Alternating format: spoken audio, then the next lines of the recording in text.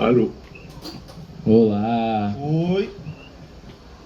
Oi. Vocês me escutam?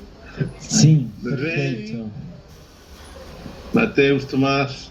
2 Matheus aqui.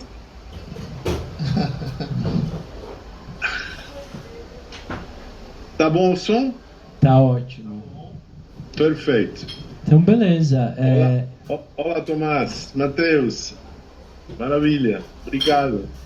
Obrigado, Luiz. São 2 Matheus aqui, eu e o Matheus Lopes. Quero agradecer primeiro vocês por estarem presentes aqui no pré-feriado. Nesse calorão. Luiz, falando direto de Miami, obrigado por estar presente. E é isso, vamos conversar um pouco sobre a Balada de Joe Stefano, que foi um projeto feito em parceria com a Galeria Quadra e a ICREC, aqui presente hoje o Luiz e a Nina, e que começou em 2021, quando eu e Oramas tivemos um encontro através do podcast Pivote, e ele me deu generosamente o acesso e a liberdade para trabalhar com esse texto. Então, não sei, Matheus, quer começar? Falar um pouco? Vamos lá. Então eu vim fazer um meio de campo aqui entre o Luiz e o Matheus. Primeiramente queria agradecer o Matheus pelo convite, o Luiz pelo tempo, né, que eu soube que você está aí para... Obrigado a você de se interessar por este livrinho que a gente fez. Imagina, eu gostei muito de ter recebido, né, o primeiro, né, a primeira leva. E a gente vai começar mais essa conversa informal, né? Eu queria falar um pouco do Joe Stefano, né, que é uma figura aí um pouco mítica da noite, né, da noite de Nova York. Acho que aqui todo mundo sabe quem é o Joe, né? Que foi esse ator de filmes adultos aí que brilhou aí nos clipes da Madonna, e teve uma carreira assim meteórica, né, com 58 filmes em 5 anos, né? Era um fenômeno, né? E o interessante, né, que o Luiz conta, né, no livro dele, né, esse encontro furtivo que eles tiveram aí num clube noturno em Nova York, né, nos anos 90, né, no comecinho dos anos 90, e tudo isso vai virar um poema que vai ser escrito ao longo de 30 anos, né, olha só, para culminar nesse livrinho, né, que tem a bela edição da ICREC, né, que a gente já conhece, e enfim, essa é a apresentação aí do personagem, o Joe Stefano. E eu quero fazer uma pergunta para o Luiz, né, para ele contar um pouco o que foi esse mito, né, esse mito de uma juventude bandida, né, de um ator da noite de Nova York, né, um grande ator do meio. Como que foi esse contato inicial, Luiz? Olha, Matheus, o assunto em realidade, para mim, enfim, eu conheço o Joe Stefano como ator porno, porque eu adoro pornografia, provavelmente quando estou em Caracas ainda, na Venezuela, nos anos 80, começo dos anos 80. Um menino lindíssimo, eu estava fascinado por aquele rapaz. E aí o assunto é que esse poema é uma unidade que foi composta de fragmentos, não? E provavelmente a experiência que está na base do poema é também uma experiência fragmentária. Eu vou para a Europa, provavelmente eu esqueço do Joe Stefano, e aí cada vez que eu ia para Nova York, voyeurista como eu sou, eu ia para o Gate. O Gate era uma espécie de cabaré de mala muerte, como se falaria em espanhol, que ficava no Times Square antes que o Mayor Giuliani limpasse aquele bairro, não?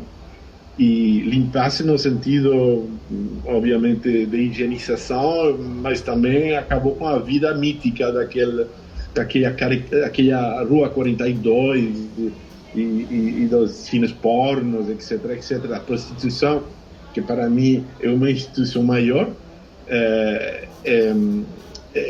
e cada vez que eu voltava para Nova York, eu ia para lá, para aquele cabaré, que era um cine porno, onde os rapazes bailavam pelados. Na adolescência, quando a primeira vez que eu fui, eu teria 18 anos, estava absolutamente fascinado por aquilo. Depois voltei mais maduro e continuava a ir para lá, nos anos 80 e tal, não vivendo em Nova York. Quando, em 93, 94, eu acho 93, é quando eu encontro o Joe Stefano lá, que era totalmente inesperado, não? Eu vou para lá e um dos rapazes que está dançando é o Joe Stefano. Eu reconheço ele, fiquei muito impressionado do fato que aquela figura que para mim era um fantasma pornográfico estava aí presente, não? Dançando, com sua ereção visível. E acontecia nesse gate, assim era o nome do cabaré gay, do cine porno, que depois foi objeto de um vídeo da Madonna. Acho que esse é o começo do fim do gate, quando a Madonna filma um vídeo lá, um vídeo music lá, e até aparece o Joe Stefano. Aquilo tinha um lounge, e pessoas velhos, clientes, falavam com os rapazes e eventualmente faziam seu negócio e iam para um hotel. E aí eu encontrei aquele menino que me convidou para ir para um hotel. Eu estava aterrado, estava com medo. Mas eu sempre me lembrei daqueles olhos tristes, profundamente tristes e potentes que eu vi aquele dia. Foi um assunto como um relâmpago, foi um assunto efêmero, instantâneo. Eu nem me lembro o que aconteceu depois. Eu saí daí e algum tempo depois eu comecei a escrever aquele poema fragmentariamente, e aí alimentando esse poema com outras experiências minhas e que poderiam também vir de amigos, não? E a outra figura que está presente nesse poema foi um amigo meu, que foi também amante, de maneira não contínua, mas sincopada, mas um grande amigo que me contou aquela história dele. Era um rapaz belíssimo que fazia teatro. E o Marcel Marceau, aquele mimo francês, foi para Caracas e ficou apaixonado dele, levou ele para a França. Depois o Ramon fez uma carreira no teatro. E ele me contou aquela história que em um trem noturno, por 1971, um velhinho entrou no compartimento e eles se masturbaram aí. E foi um assunto rápido. E depois ele chega na casa dele o dia seguinte, ou 2 dias depois, acende o televisor e se dá conta que o velhinho era Jean Genet. E aí são essas duas memórias, essa história do Ramon tendo sexo furtivo num trem com Jean Genet e do meu encontro com o fantasma da minha pornografia adolescente no cabaré gay de Nova York, e o poema se foi armando. Na realidade, só ao final eu encontrei que aqueles fragmentos tinham uma unidade, e armei o poema, efetivamente, que foi crescendo fragmentariamente durante todo esse período. Essa é mais ou menos a história. Faz aí figuras com sulcos e entrelinhas, né, como se elas estivessem tendo vida ali, pulsando na noite. Eu queria que você falasse um pouco do processo, né, de trazer essas figuras, né, que, enfim, me remetem muito ao Chile, aos Skechers, enfim. A palavra é sua. Tá me ouvindo? Tá, né?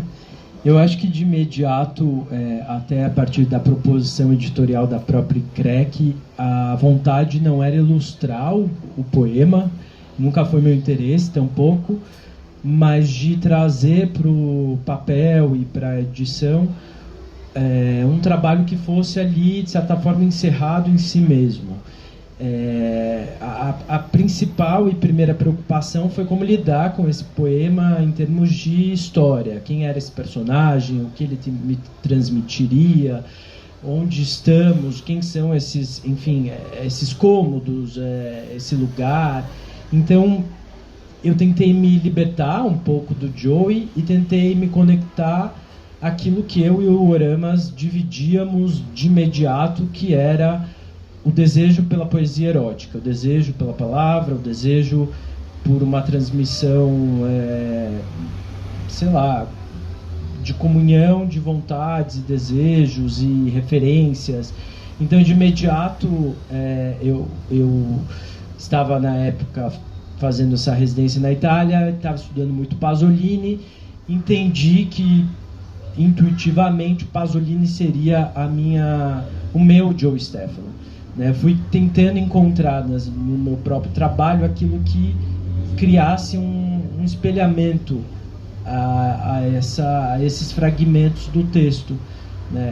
Descobri, por acaso, uma série de fotografias do Pasolini dos anos 1972, ou seja, logo antes de morrer, de um fotógrafo chamado Dino Pedriali, que fotografou um Pasolini pelado numa torre espelhada no sul da Itália, e entendi aquela cena como uma cena parelha à cena do Joe Stefano, ou seja, um corpo próximo à morte, um corpo de desejo, um corpo erótico que estava perto a sucumbir. Então, fui tentando encontrar no desenho formas de capturar esses corpos de forma muito às cegas, assim, porque o material que eu escolhi, o procedimento que eu escolhi, o papel carbono, me permitia trabalhar com muita liberdade e sem me preocupar com uma composição clara, perfeita, limpa. E no final eu achei que esses desenhos mereciam também ganhar corpo em cada livro. Ou seja, em cada livro eu fui acrescentando, seguindo o mesmo procedimento, outros desenhos, outros corpos, outros personagens, outras referências. Eu acho que foi um encontro muito intuitivo e muito feliz, pelo menos da forma que eu vejo, porque eu jamais poderia lidar com a história de Joe Stefano sem que me pusesse em cena, sem que estivesse eu mesmo ali também refletido. Não sei se o Oramas concorda com isso, como ele reage vendo esses desenhos frente a esse texto, mas são desenhos também, de certa medida, neutros, né? Ou seja, tem uma linha muito serrilhada, incompleta, acho que exige também do leitor uma completude, e essa referência que eu trago aqui, ela é meramente uma história, né? Porque ali não tem essa referência do Pasolini direta. Então, nesse sentido, eu acho que foi um encontro feliz, porque nos colocamos ambos em direção à palavra, em direção à poesia. Eu acho, Matheus e Matheus, que bom, um assunto, Matheus, que eu não falei antes, obviamente vocês já imaginam que uma presença nesse livro é o assunto temático, a morte, não? A presença da morte, não? Quando eu conheci o Joe Stefano brevemente em aquele lugar, ele estava para morrer poucos meses depois. Ele morreu, seja de uma overdose, seja de um suicídio, não é claro, em 94. Para mim tem um atrativo essa história, essa ideia de uma beleza fulgurante que se incendia rapidamente, não? Eu tenho fascinação por essa figura, não?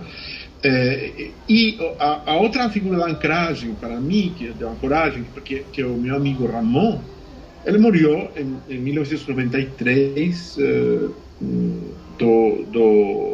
do SIDA, do HIV, do HIV, mas ele morreu nos meus braços, não? Eu dormi a última noite acompanhando ele na casa dele e aquela manhã ele morreu nos meus braços. Então, obviamente, esse é um poema erótico, um poema de fragmentos eróticos, mas que tem uma dimensão tanática, não? Um assunto de amor e morte. Enquanto que Mateus acabou de falar, eu acho que o processo foi muito bonito, foi super intenso, foi muito lindo, porque nós intercambiamos imagens de amantes, de corpos admirados, de figuras literárias tipo Pasolini ou tipo Jean Genet. Existiu uma corrente de correios e de intercâmbios que alimentou tanto o trabalho de Mateus como o meu acompanhamento do que ele poderia fazer, e concordo. Eu sempre falei para ele, não se trata de ilustrar os poemas, se trata de que você produza aí um poema visual.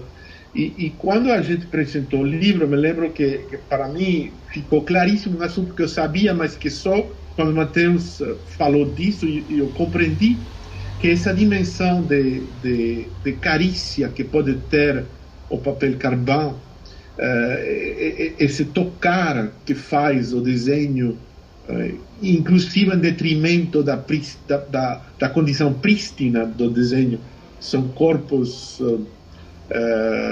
esfumados, tocados, mas também fala dessa fulgurância que está presente tanto na morte como na beleza dos personagens que estão lá. Não, perfeito. E a gente traz, né, justamente essa questão, né, o desenho, né, essa técnica do papel carbono, né, de sobrepor a imagem. A gente vê um efeito de vertigem, né, no desenho. E acho que isso é marcante, né, essa figura da vertigem, principalmente na vida vertiginosa, né, do Joe Stefano, que é um cara que, teoricamente, né, a versão mais ou menos oficial é que ele morreu de overdose ou teria se suicidado, mas enfim, circularam na época, né, do falecimento dele versões que ele tinha contraído também o vírus da AIDS, enfim. Ele foi polêmico, né? Ele, enfim, se relacionou com figurões de Hollywood, né? E para despontar a carreira também, né? Ele não era ingênuo nesse tipo, ele ia atrás do que ele queria, e isso é bom e ruim também, né? Porque, enfim, ele ficou muito mal falado. A Madonna ficou muito mal falada, né? Quando eles fizeram o Deeper and Deeper, né? O clipe, e o Sex, né? Que é aquele livro objeto da Madonna, que é hoje em dia procuradíssimo, né? É um artigo de luxo, assim. E ele tá lá, o Joe Stefano tá lá no Sex, né? Um homem viril, com uma franja, né? Ali todo prostrado, e a Madonna em cima dele. Enfim, virou uma figura pop, né? E agora a gente, enfim, é importante falar que o Joe, né, por mais que seja um ator pornográfico, ele tem 2 biografias, né?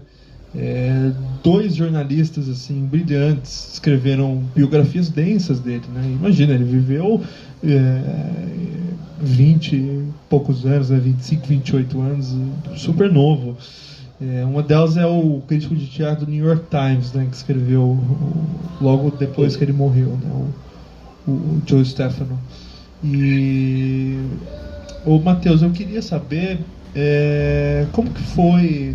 Você falou do Pasolini, né, dessa figura do Pasolini, o Pasolini perto de morrer, né? O Pasolini virou, né, um farol, assim, né, tanto da literatura homoerótica quanto na questão da imagem, né? Inspirou fotógrafos gays, né, de várias épocas. A gente tem Herbert List, depois a gente tem o próprio Hervé Guibert, que também morreu de AIDS, né? O Pasolini era um ícone dele.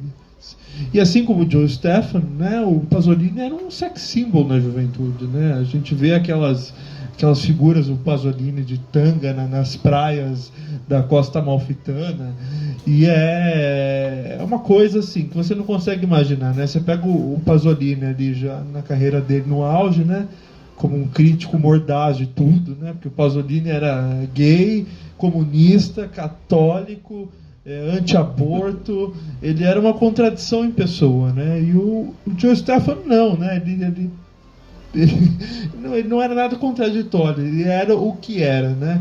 E como que foi, né? A gente tem aí no livro o episódio do Jean Genet, mas também a gente tem Pasolini, a gente tem Joe Stefano. Eu queria perguntar para o Matheus, e depois estendendo a pergunta ao Luiz, né, essa coleta de referências, né, esse processo de referências, como que isso se constrói ao longo da vida e como que isso nos atrai de uma forma de, enfim, de construir um repertório e criar uma ficção em cima de fatos concretos, né? A gente tem personagens concretos e vocês ficcionalizaram, tanto o Luiz na linguagem das palavras quanto o Matheus na linguagem plástica. Eu acho que as referências elas apareceram sempre muito intuitivamente, sempre estiveram lá, não só para este trabalho, mas como para outros trabalhos. O Pasolini eu estudo desde a época em que eu fazia faculdade. Quando eu mudei para a Itália, pude conhecer mais o trabalho de poesia dele e também o trabalho intelectual, e não sei, me gerou uma obsessão. Fui visitar a Casarsa della Delizia, que é a cidade onde tem a fundação, onde ele está enterrado. Acho que me fascinava a história, ou a ideia, o índice de saber que ele misturava vida e obra, né? Muitos dos trabalhos cinematográficos dele tem o Ninetto Davoli, que foi um dos amantes dele. E depois, estudando ali na Itália, eu descobri um poeta através do Pasolini, que é o Sandro Penna, que eu acho como poeta melhor do que o Pasolini, que fala diretamente o que me interessa, desses corpos Giovanetti nos orinatório. Tem uma dimensão sacral do corpo exultante, que é maravilhosa.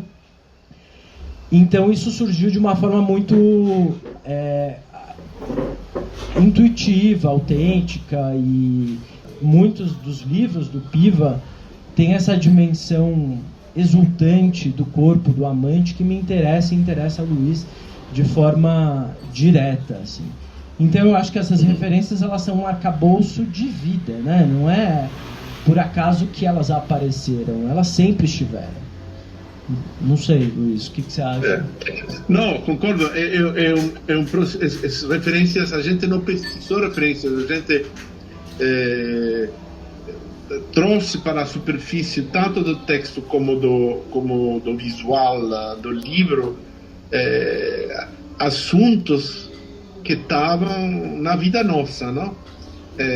Eu concordo com o Matheus na referência a Sandro Penna. De fato, Sandro Penna é um dos poetas que eu primeiro li quando comecei a escrever poesia em 78, 79, e sempre tive mais fascinado pelo poeta Sandro Penna que pelo poeta Pasolini, não?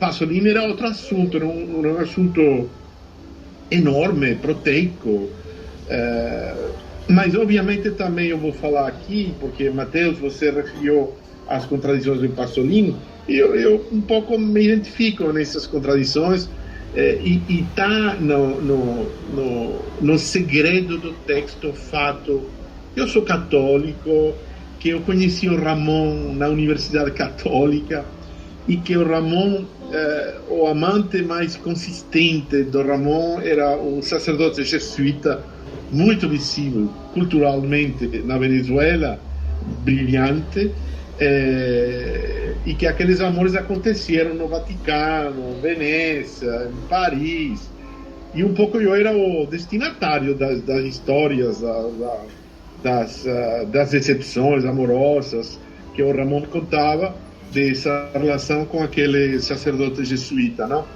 mas além desse assunto anecdótico, eu acho,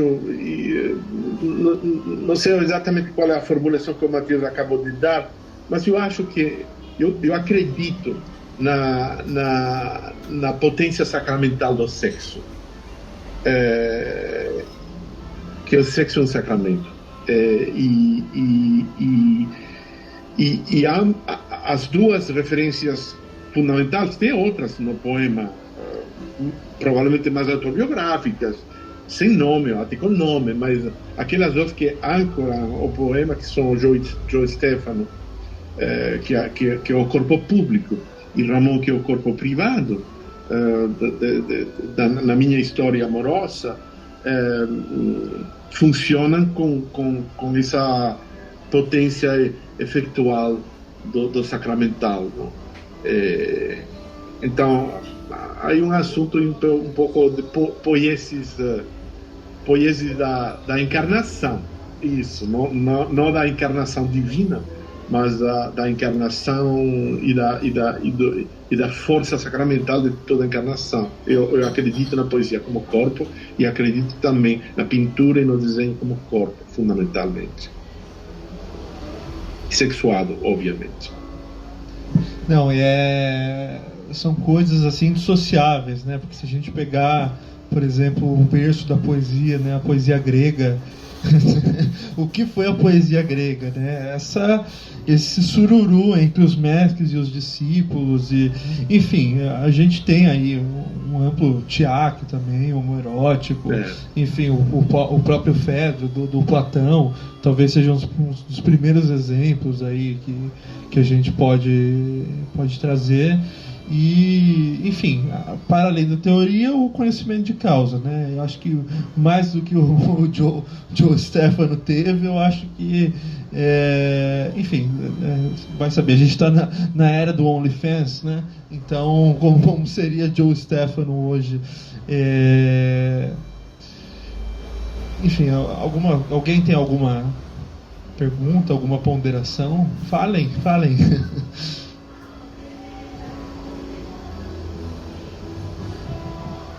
Eu acho que a gente não pode falar sem ler, né? A poesia tem que estar presente aqui na noite. De repente, João, vamos aumentar um pouquinho o áudio do Luiz, que eu quero ouvi-lo pleno. Se você topar, Luiz, vamos ler a balada. Vá, sim. Você lê a balada e eu leio o outro texto que eu trouxe. E depois a gente arremata num... Tá bom. Pode ser? Vamos lá. Como você quiser, eu sigo vocês. Como seria? Mas você vai ler um texto, Matheus, agora? Você pode começar com uma balada, de repente? Tá. Eu leio a balada, então. Mas o som é bom? Aí, mais ou menos? Agora tá ótimo. Vou tentar de me aproximar aqui do computador aqui para... Bom, eu vou ler, obviamente, a balada em espanhol, não? Mas ela tem aquele epígrafe de Jean Genet que fala assim: la poésie est un vice, elle est assez pour qu'elle ne puisse trouver le jour que bassement petit à petit. La poesia é um vício, não? E ela é tão vício que ela só pode achar seu dia pouco a pouco, baixamente.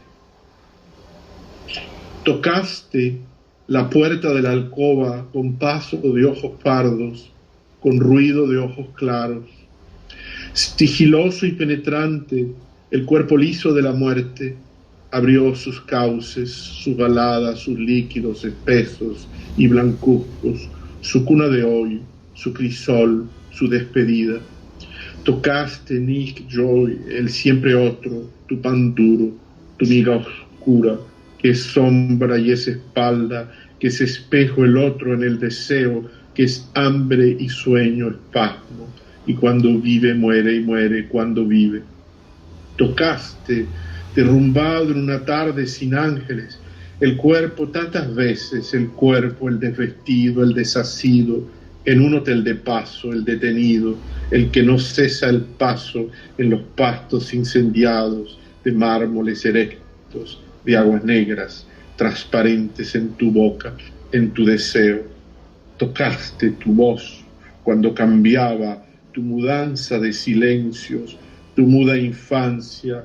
Solo frutas secas, solo cáscaras de pan, almohadas solo por lujo una franela y una cascada blanca en tu garganta para ocultar gemidos, para ocultar la muerte. Vas a subir hasta el borde de la luz, hasta el agrio resplandor de sus gargajos, y quedarás suspendido, alzado, errado, como pájaro de altura, quemado, con plomo en las entrañas, con plomo blanco, espeso y tibio. Plombe-moi, vas-y, tu peux me plomber. Otro es el jazmín, otro el perfume de la oscura magnolia de tu vientre, otra era la mano que tocaba, otra la floresta de los hombres que admirabas. No sé si soy mi cuerpo u otro, no sé si tengo la música contada de mis días y al alba vuelvo con el amor vacío. Este afán de mirar es más que mío. No sé si tengo en mis libros olvidados animales insólitos, insectos, cuyo polvo menudo respiro en las mañanas de varío. Este afán de mirar es más que mío.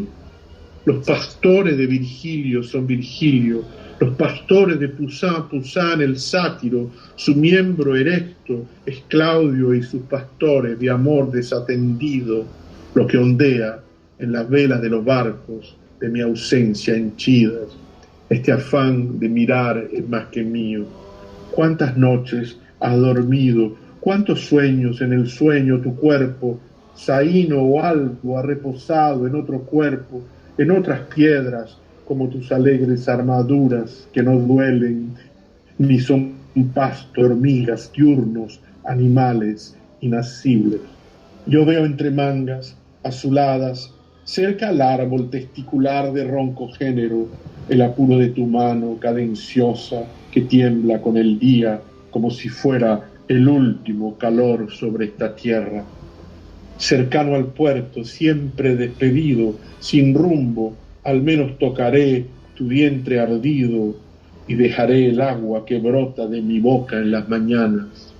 Y si mi imagen quedara así, de pronto, enterrada en el espejo, y si quedara yo penetrado en el espejo por la imagen, muerto como piedra sin reflejo, es que las 2 estrellas de tu pecho me asesinan. La eternidad ya oscura, la piel marrón de los muchachos blancos en el lugar más íntimo, más ciego, la raíz, la raíz, la raíz de donde todo viene, la sombra de lo bello que se esconde donde nada queda del azul cristalino de los ojos, aquel que como tú no era, la primera tarde, la que ya no olvidas, la que olvidas, la eternidad ya oscura del deseo, la muerte. Otra era la muerte, otra vez la muerte, la muerte. É isso, o poeminho. Muito obrigado, Luiz. Não sei se você escutou bem. Perfeito. Não sei se você escutou. Aê. Não sei se você escutou bem, mas enfim, tá. Lindo. Eu lembrei um pouco dos Beats, né? Dos Beatniks, aquela turma de São Francisco, né? O Kerouac, o Ferlinghetti, que eram pessoas, né, que viviam à noite, viviam ali suas errâncias, transavam loucamente, né? Aliás, o beat, né, um movimento que veio depois do movimento hippie, né? E eles faziam seus saraus, suas conferências, e tem uma característica peculiar assim nesse grupo, né? Eles trazem, né, pela primeira vez, né, de forma explícita, a pornografia, né? A pornografia na literatura e na poesia norte-americana, né? Os Beats, eles são hoje, né, ovacionados, assim, né? Tanto é que todo mundo, né, que cita os Beats na internet é uma coisa errante, né? Como se fosse uma disrupção, né? Uma disrupção contínuo, né, ter esse pensamento beatnik. Isso já estava sendo feito no Brasil, né, há algum tempo, né, digo hoje, né, a gente tem o Matheus escrevendo, mas ele falou muito bem do Piva, tem o próprio Cláudio, tem o Marcos, Pela Noite, o clássico texto dele. E a gente chega, né, nessas figuras, nessas silhuetas, né, que o Luiz traz tão bem no poema dele, né, nessas silhuetas furtivas da noite, né, que pode ser um banheirão, numa sauna, numa rua deserta, né. Essas figuras estão aí, né, estão aí no mundo que não as quer, né, que cada vez fica mais asséptico nesse ponto, né.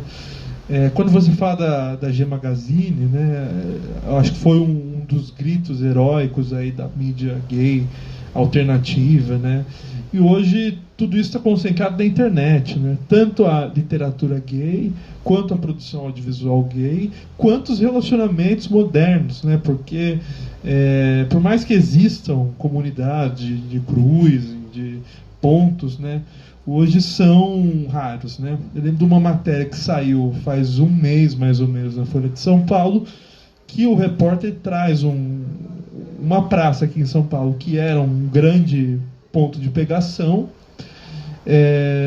Por causa dessa matéria, a Associação de Moradores ficou alarmada e eles cortaram todas as árvores da praça para não ter o encontro à noite, o encontro noturno. Aí o repórter volta depois de uma semana, encontra com um cara que ele tinha falado para a matéria e fala: e aí? O que você vai fazer aqui? Você vai continuar? Ele: vou continuar. E o cara bota o pau para fora. Assim, nesse ato de subversão. Ou seja, o que eu quero dizer com isso? Não adianta, né? As gerações mudam, os meios de comunicação mudam. Pode vir o livro, pode vir a revista, pode acabar o livro, pode acabar a revista, mas a poesia se faz, né? Precisa desses encontros, né? No caso da poesia homerótica ou da literatura homerótica, a produção continua muito forte, né? Talvez cada vez mais forte ainda, né? Se a gente pensar que no final do século XIX, XX, no começo do século XX, a gente tinha o João do Rio, né, que trazia essa realidade do cruising, dos relacionamentos gays ali no Rio de Janeiro, no passeio público. Hoje a gente tem quem? Tem o Tobias Carvalho, que está fazendo o romance aí sobre os relacionamentos poliamorosos e Grindr e tudo mais. Ou seja, eu acho que com o passar do tempo, né, essa rebeldia, esse ato de subversão público, né, tá cada vez mais particular, né, cada um com seu smartphone, né, enfim, eu acho até não nostálgico, que nostálgico é uma palavra que eu não gosto, assim, mas eu acho interessante o Luiz trazer, né, essa cena no cinema, né, no ballroom, né, como a gente pode chamar aí, esses guetos noturnos de dança e tal, com o Joe. Acho que a minha fala vai um pouco nesse sentido. Não sei se vocês acompanharam aí o raciocínio. Enfim, acho que eu termino minha fala por aqui. Queria agradecer ao Matheus pelo convite, ao Luiz pelo co-convite e a disponibilidade por estar falando com a gente aí de Miami, né, que vai ter Feira do Livro no final de semana. Obrigado a você, Matheus, por moderar essa conversa e, obviamente, a Matheus Chiarati também. Obrigado. Não, eu só queria finalizar que eu acho que, pegando o gancho aqui na deambulação que você fez, eu acho que, sobretudo, não sei, no nosso caso, a relação do erotismo, ele se dá sobretudo na palavra, né? Na escrita, nos sons, nos percursos poéticos. Eu acho que é o Otávio Paz que dizia, né? A poesia é a orgia dos corpos, né? Então, eu acredito nisso. Concordo, concordo. Mas é interessante também pensar nos lugares, o que Mateus falava agora, que são quase como lugares arqueológicos já, não? Enfim, se multiplicam os lugares dos encontros, do sexo e, por lo tanto, da poiesis que sai daí, se modificam, não? Mas já aqueles lugares físicos que a gente conheceu e que concretamente se referem a esse poema, enfim, acho que não existem. ou ao menos não existem por aqui. Provavelmente em outros lugares do mundo existem. É isso aí. Bom, obrigado, Luiz. Obrigado, queridos. Obrigado, Bruno, da livraria Ponta de Lança, que nos recebeu também. A galera da quadra, Nina, João, Luiz, da ECREC. E é isso, esperamos poder nos encontrar de novo em outro sarau, outras leituras, e que esse livro, não sei, percorra muitos lugares, né? Não à toa, assim, a gente fez questão de manter o espanhol, traduzir para português e traduzir para inglês pelo Cláudio Villa, que eu acho que você falou que foi o último trabalho em vida dele.